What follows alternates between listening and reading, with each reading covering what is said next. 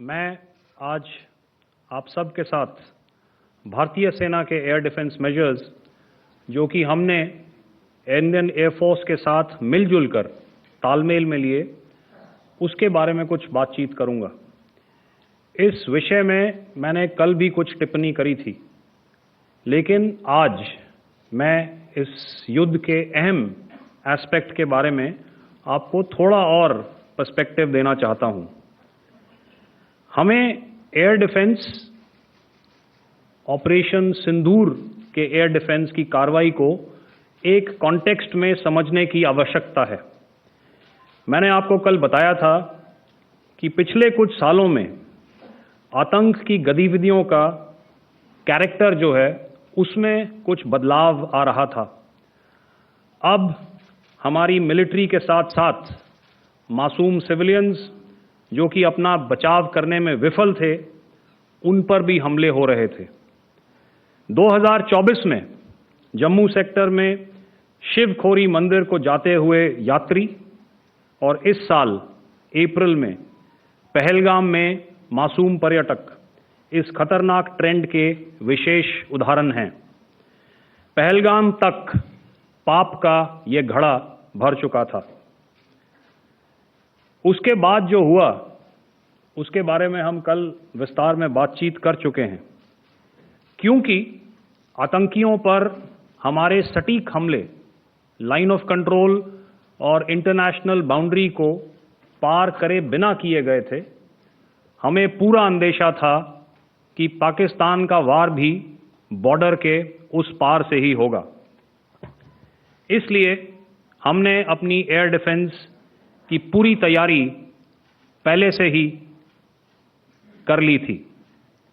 हमारी इन्वेंट्री में शामिल counter manned aerial systems, electronic warfare के साधन और एयर डिफेंस वेपन्स का इंडियन एयरफोर्स के इसी प्रकार के सिस्टम्स के साथ एक अनोखा मिश्रण किया गया।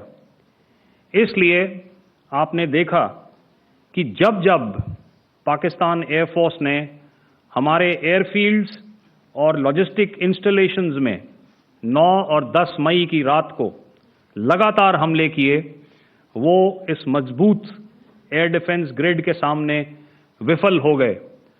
आपके सामने इस ग्रिड को एक तरीके से दर्शाया गया है।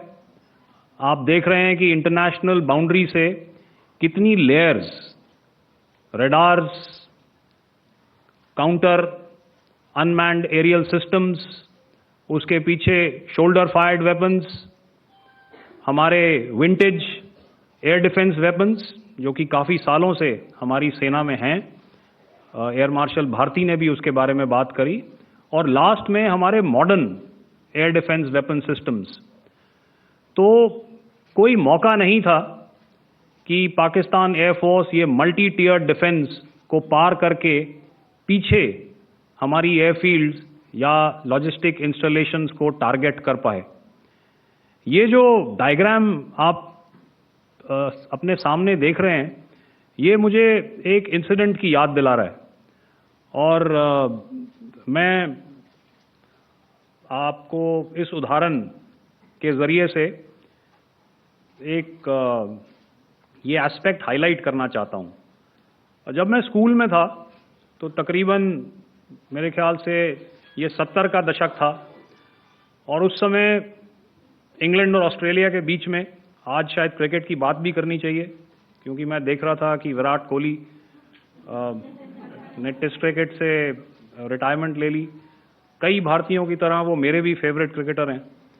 तो 70 के दशक में ऑस्ट्रेलिया और इंग्लैंड की फेमस एशेज सीरीज चल रही थी और उस समय ऑस्ट्रेलिया के दो बहुत तेज गेंदबाज जो कि क्रिकेट हिस्ट्री में बड़ा उनका नाम है, जेफ थॉमसन और डेनिस लिली, उन्होंने अंग्रेजी बैट्समैन और उनकी बैटिंग लाइनअप को तहस नहस कर दिया था। और ऑस्ट्रेलियंस ने उस समय एक कहावत निकाली थी, that from ashes to ashes and from dust to dust. If Thomo don't get here, then Lily surely must. और अगर आप इस लेयर को देखें तो आप समझ जाएंगे कि मैं आपको क्या बताने की कोशिश कर रहा हूं। तो अगर आप सारे सिस्टम्स को पार कर भी गए तो आपको फिर भी एयरफील्ड या लॉजिस्टिक इंस्टॉलेशन या जो भी चीज़ को आप टारगेट कर रहे हैं उसमें पहुंचने से पहले कोई ना कोई इस लेयर्ड ग्रिड का सिस्टम ज़रूर गिरा देगा। जो दुर्दशा कल आपने पाकिस्तान एयरफील्ड्स की देखी और शायद आज भी एयर मार्शल भारती की प्रेजेंटेशन में, हमारी एयरफील्ड्स हर प्रकार से ऑपरेशनल हैं। यही नहीं, पाकिस्तान के ड्रोन्स और वेपनाइज्ड यूएवीज से की गई हमलावर कोशिशें भी इस ग्रिड के कारण नाकाम हुई और जो बचे कुचे ड्रोन्स थे उन्हें हमारे शोल्डर फायर्ड हथियारों से मार गिराया गया। मैं यहां पर अपनी बॉर्डर सिक्योरिटी फोर्स की भी सराहना करना चाहता हूं। उनके डायरेक्टर जनरल साहब से लेकर बॉर्डर पर तैनात बीओपी पर पहरा देने वाले आखिरी जवान भी हमारे इस अभियान में बढ़ चढ़कर शामिल हुए और बहुत बहादुरी से उन्होंने हमारा साथ दिया। उनके काउंटर अनार्म्ड सिस्टम्स भी हमारे इस मल्टी टियर्ड एयर डिफेंस ग्रिड का हिस्सा थे, जिसके कारण पाकिस्तान की नापाक हरकतों का विनाश किया गया। आपने सुना ही होगा, जब हौसले बुलंद हों तो मंजिलें भी कदम चूमती हैं। In the end, I would like to highlight again that in every single domain that Operation Sindoor has been prosecuted, there has been absolute synergy between the three services. Not only have we, in this endeavor, been fully supported by our government, departments, and agencies, I cannot here not mention our 140 crore countrymen that have stood behind us with their prayers and goodwill, urging and inspiring us to achieve our mission and objectives. For that, we salute you. You are indeed the best. Jai Hind.